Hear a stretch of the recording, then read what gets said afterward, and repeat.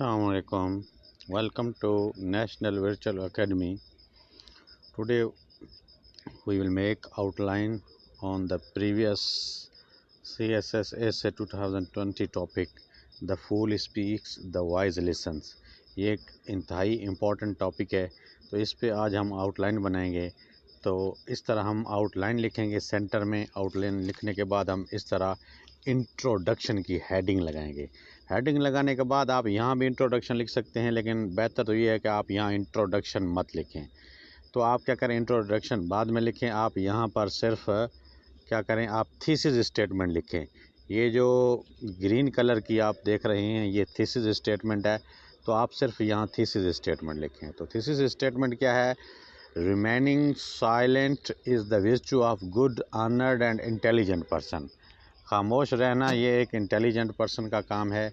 Which reflects prosperity, progress and unity, whereas the fool causes noise, quarrel and disharmony which creates problems. तो ये हमने क्या बना दी है, ये हमने थीसिस स्टेटमेंट बना दी है। तो अब इसके बाद हम आगे चलते हैं। तो आगे हमारे पास क्या है, जो ये आपकी थीसिस स्टेटमेंट है, ये इंतहाई क्या होनी चाहिए, अट्रैक्टिव होनी चाहिए। जब ये अट्रैक्टिव होती है तो ही जो रीडर है वो आगे चलता है। तो आगे चलते हैं। तो आगे क्या है, defining the role and status of wise and fool. तो फूल और वाइज का क्या रोल होता है और क्या स्टेटस होता है हमारे माशरे में। Number 3, bad impacts of frequent speaking. Frequent speaking के बैड इम्पैक्ट्स क्या हैं, नेगेटिव असरात क्या हैं। तो पहला क्या है, काज ऑफ क्वेरल। तो पहला ये है कि ये लड़ाई और झगड़े का सबब बनता है। दूसरा ये है कि इरिटेशन फॉर पीपल, तो ये लोगों को इरिटेट करता है, ज़्यादा बोलने वाला लोगों को इरिटेट करता है। Loss of trust in society, तो ये मुआशरे में अपना एतबार खो बैठता है। Cause of noise pollution, noise pollution का सबब बनता है। More chances to disclose secrets, ज़्यादा चांसेस होते हैं अपने राज को खोने के। फेलियर इन मेंटेनिंग पैशन, सब्र और मुतहम्मल को कायम रखने के बहुत कम चांसेस होते हैं। Cause of ignorance and hate from people, तो वो शख्स जो होता है उसको लोगों की नफ़रत और क्या कहते हैं, इग्नोरेंस का सामना करना पड़ता है।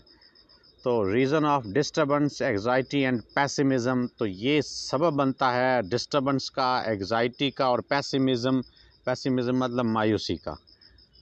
आगे आई पे चलते हैं। Cause of rigidness and one sided decision and favouritism, तो ये जो है ये सबब बनता है, ये जो ज़्यादा बोलने वाला बातूनी शख्स, फ्रीक्वेंट स्पीकर जो होता है, इसमें रिजिडनेस होती है, ये वन साइडेड डिसीजन को फेवर करता है, क्योंकि ये अपनी बात को ही मनाने की कोशिश करता है।